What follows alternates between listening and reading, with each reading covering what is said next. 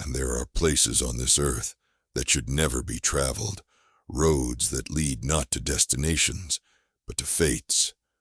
Places where the walls of the world grow thin, and things older than time stir beneath the frost. She sits alone, wrapped in the stolen warmth of another's coat, her fingers tightening around a purse not her own. Outside, the snow is endless, formless, without roads or signs or any marker of civilization, as though the world beyond the windows no longer exists. She dares not sleep. Sleep invites the cold. Sleep invites the thoughts. And the thoughts remind her of what she has done. She isn't alone.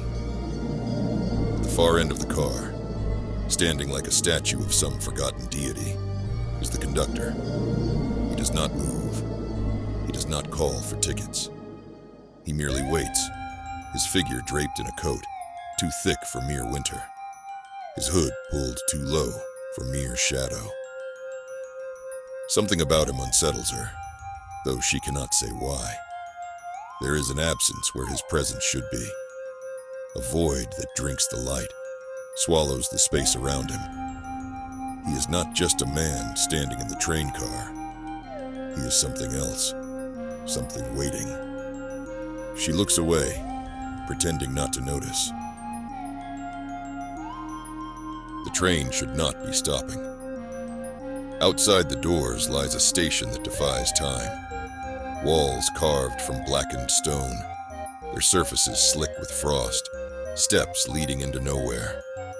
There are no signs, no waiting passengers, no warmth, no welcome. And then she sees them.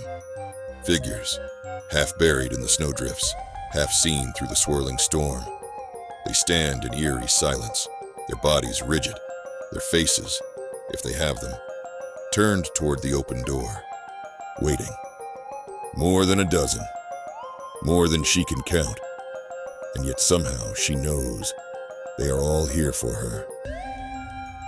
She expects the doors to close, the train to pull away from this godforsaken place, but it does not, because the conductor moves.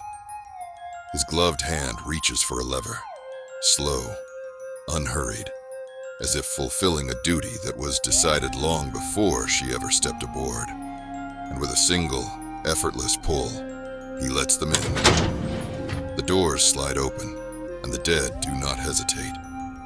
They do not shamble or stagger as stories tell of the undead. They run, a tide of frozen flesh and gnashing teeth, their moans twisting into the storm.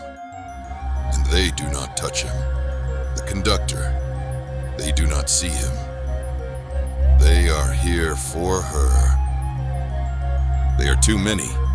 They fill the car, the seats, the aisles, pressing in from all sides. She slashes, cuts. One stumbles, but another takes its place. A wave, a tide, a certainty. Hands tear at her coat. Claws scrape against her throat. Her blood smears across the frozen windows. And still, they come. The emergency exit, her last chance, is just within reach.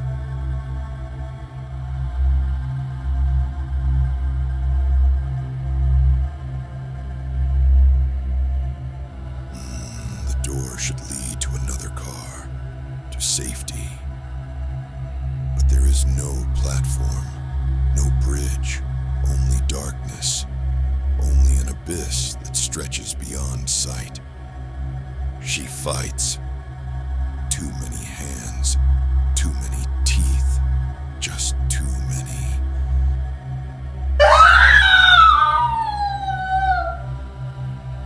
The frozen horde lunges. She tries to hang on with one arm. A piercing bite of pain inflames her brain.